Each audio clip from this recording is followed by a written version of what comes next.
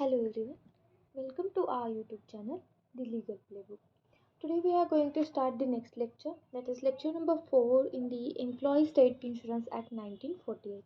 तो इस लेक्चर में हम जो चैप्टर नंबर 3 है ना, एम्प्लॉय स्टेट इंश्योरेंस एक्ट 1948 का फाइनेंस एंड ऑडिट देखेंगे. ओके, सेक्शन 26 से सेक्शन 37.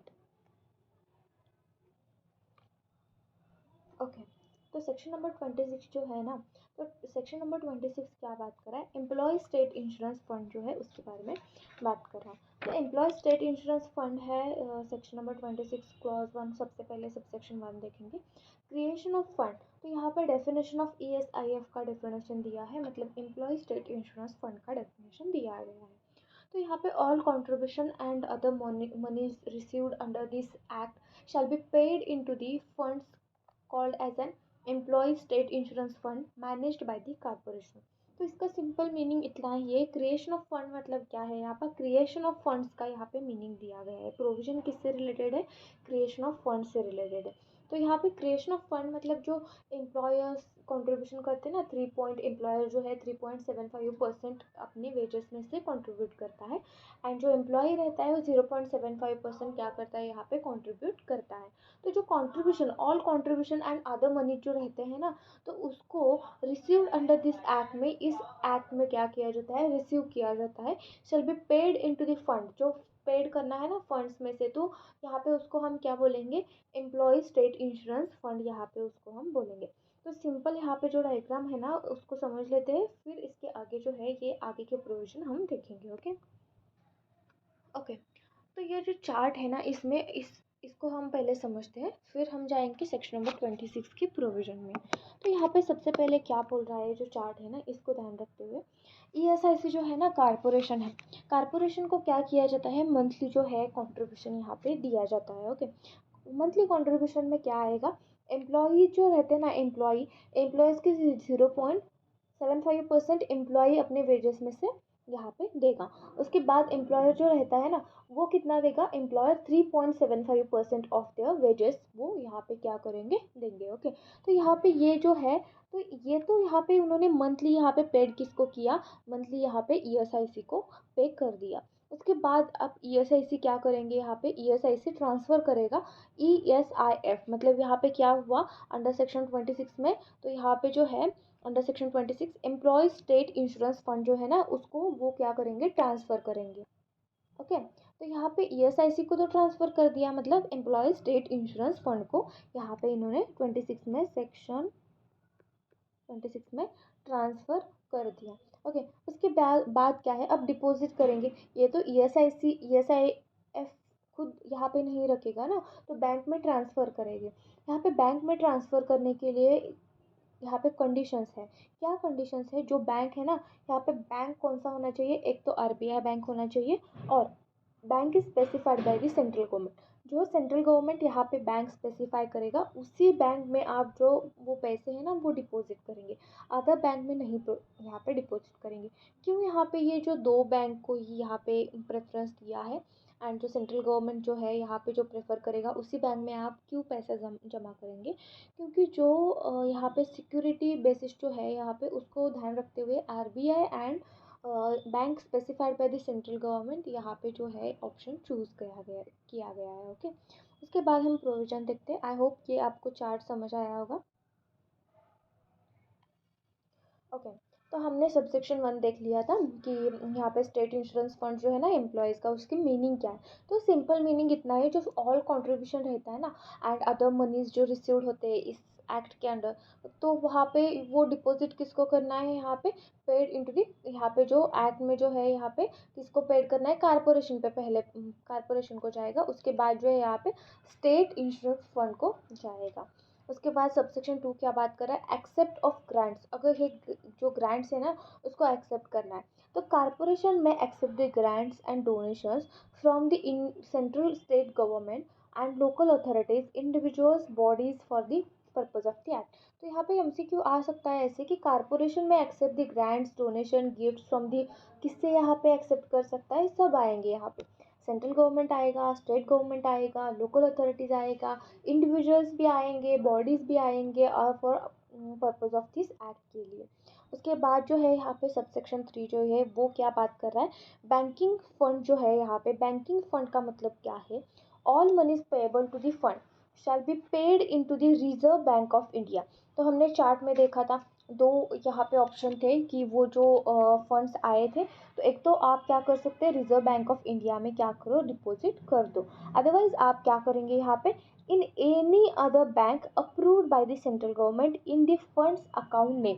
जो फंड अकाउंट नेम है ना, उसी से आप क्या करेंगे, एनी अदर बैंक जो कि सेंट्रल गवर्नमेंट ने यहाँ पे अप्रूव किया है। उसके बाद सबसेक्शन 4 क्या बात कर रहा है, ऑपरेशन ऑफ द अकाउंट।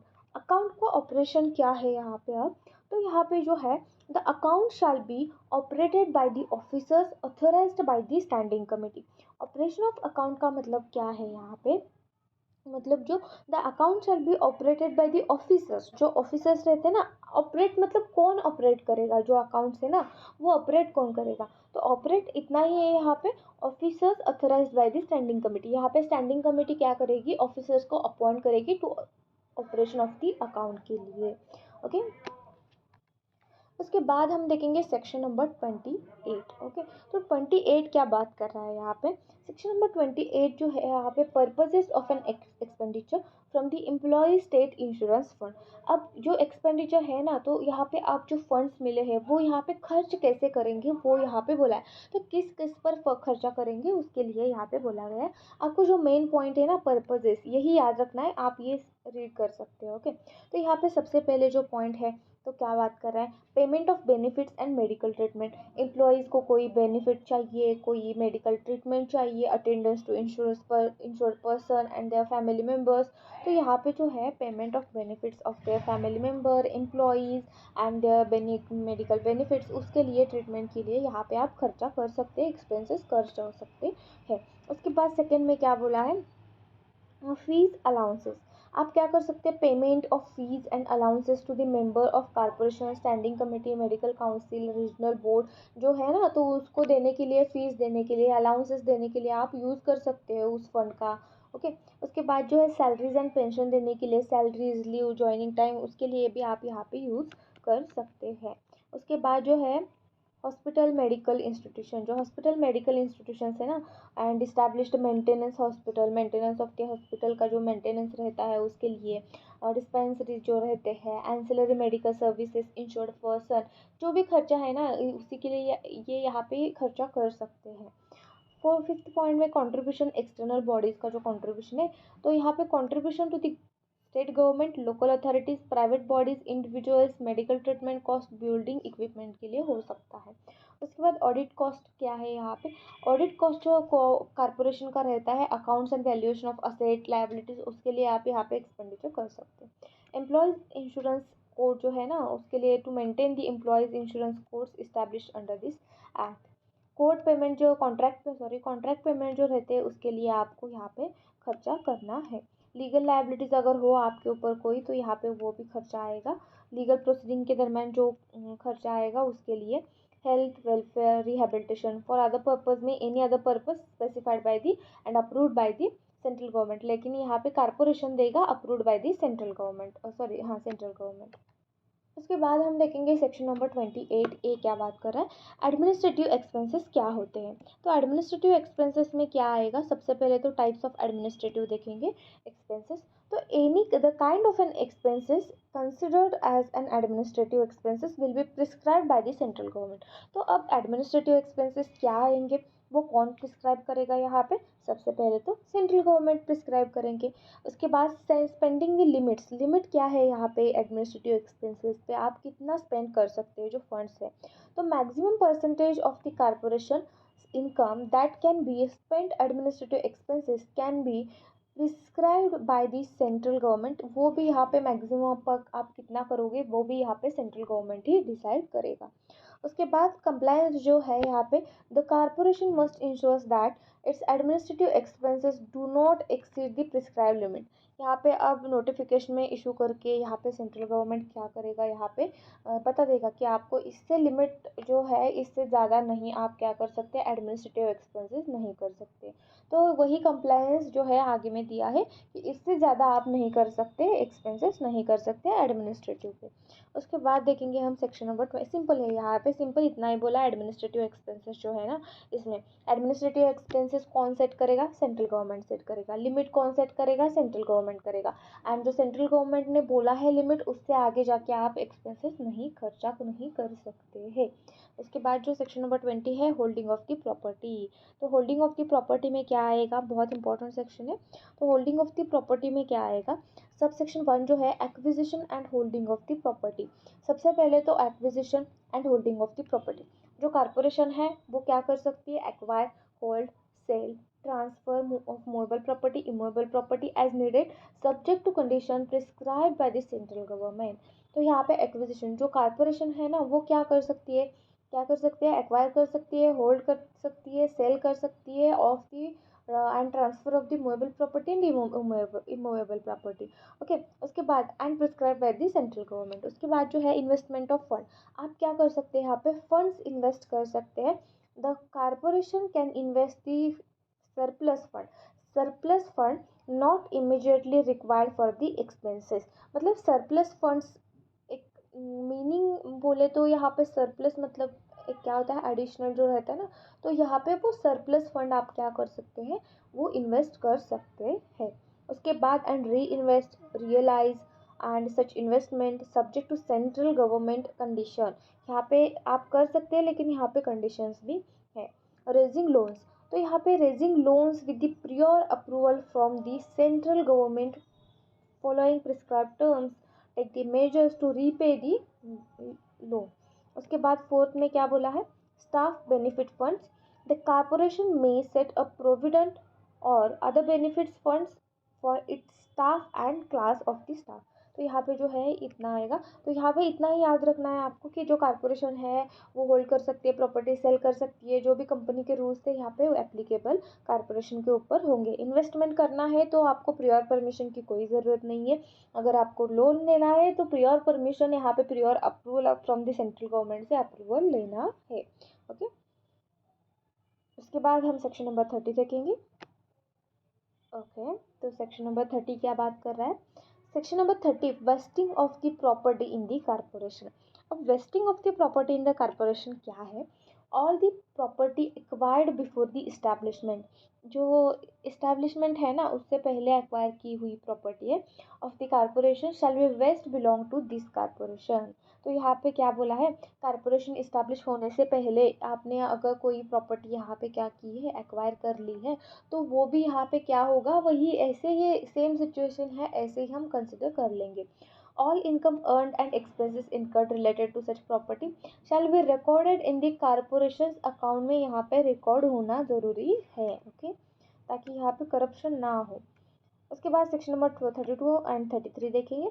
32 में क्या बात हो रही है, बजट एस्टिमेशन की बात हो रही है। तो कारपोरेशन शैल प्रिपेयर एनुअल बजट, तो कारपोरेशन क्या करेगा, यहाँ पे एनुअल बजट प्रिपेयर करेगा।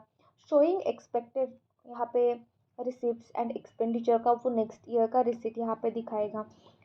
Budget must be submitted to the central government for approval before the specified date. Budget should include adequate provision for the liabilities and maintaining the working balances। Okay, तो section number इतना ही बोला है। Budget estimation में क्या है, simple जो है corporation को क्या करना है, एनुअल प्रिपरेशन करना है। बजट शोइंग एक्सपेक्टेड जो कितना खर्चा हुआ, कितने पैसे आए, उसका जो है आपको क्या करना है, एक बजट तैयार करना है। And budget must be submitted to central government को यहाँ पे सबमिट करना है for the approval before the specified date. Budget should be include the adequate provision for the liabilities and maintaining the working balance को यहाँ पे maintain करना है।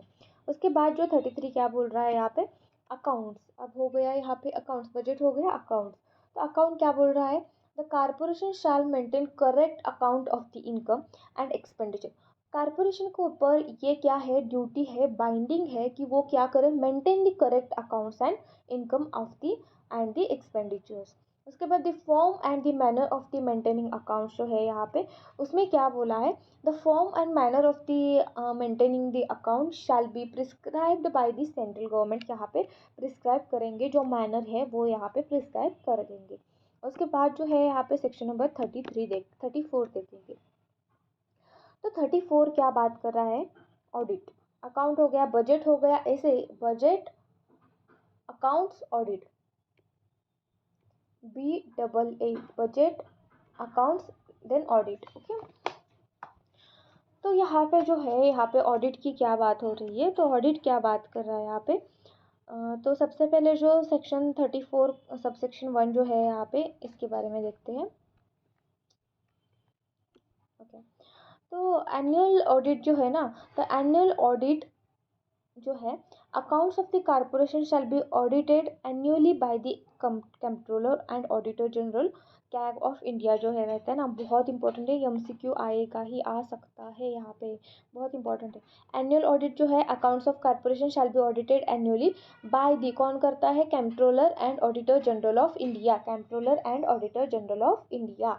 Corporation must be pay any expenditure incurred by the CAG, जो controller and auditor general of India है, for this audit. Corporation को क्या करना है यहाँ पे, मस्ट पे एनी एक्सपेंडिचर यहाँ पे इनकर्ड बाय द कैग का वो यहाँ पे ऑडिट में। उसके बाद ऑडिट अथॉरिटी जो है, कैग और his authority person have same rights as government, audit जो रहता है वही सेम यहाँ पे राइट होंगे। उसके बाद क्या है यहाँ पे, ऑडिट अथॉरिटी जो है ना, तो CAG his authorise person have the same right जो है यहाँ पे, गवर्नमेंट को जैसे राइट्स है ऑडिट को वैसे ही। उसके बाद जो है, they can demand the production of book, voucher, document, यहाँ पे इंस्पेक्ट करने के लिए वो मंगा ले सकते हैं। ऑडिट में क्या बोला है यहाँ पे 34 में 3 में, ऑडिट रिपोर्ट जो है, audit report to be send to the corporation को सेंड करना है, and corporation forward this report to the central government को विद द कमेंट यहाँ पे सेंड करना है। उसके बाद सेक्शन नंबर 35, 36 एंड 37 हमारा ये लास्ट चार्ट है, वो देखेंगे। तो 35 क्या बात कर रहा है यहाँ पे, 35 जो है ना, तो एनुअल रिपोर्ट के बारे में बात कर रहा है यहाँ पे। तो the corporation must prepare and send yearly report about his activity and work to central government, and this helps to keep the government informed about how well corporation is doing. तो एग्जाम्पल देखिए यहाँ पे क्या example दिया गया है। ESI corporation जो है सबमिट्स ए रिपोर्ट इन मार्च एवरी ईयर, यहाँ पे वो रिपोर्ट सबमिट करता है। Detailing the number of insured person, कितने पीपल्स को आपने इंश्योर्ड पर्सन को यहाँ पे हेल्प की है, मेडिकल बेनिफिट दिया है, एंड फंड्स यहाँ पे रेज किया है। तो यहाँ पे आपका जो डेवलपमेंट है ना, तो वो देखने के लिए, आप कितने लोगों को हेल्प कर रहे हैं वो देखने के लिए आपको क्या करना है, यहाँ पे एनुअली रिपोर्ट प्रिपेयर करना है। उसके बाद सेक्शन नंबर 36 क्या बात कर रहा है, रिपोर्ट एंड बजट के बारे में बात कर रहा है। The yearly report and audited finance account, the audit reported by the Comptroller and Auditor General CAG, and the final approved by the budget must be submitted to the placed before the Parliament।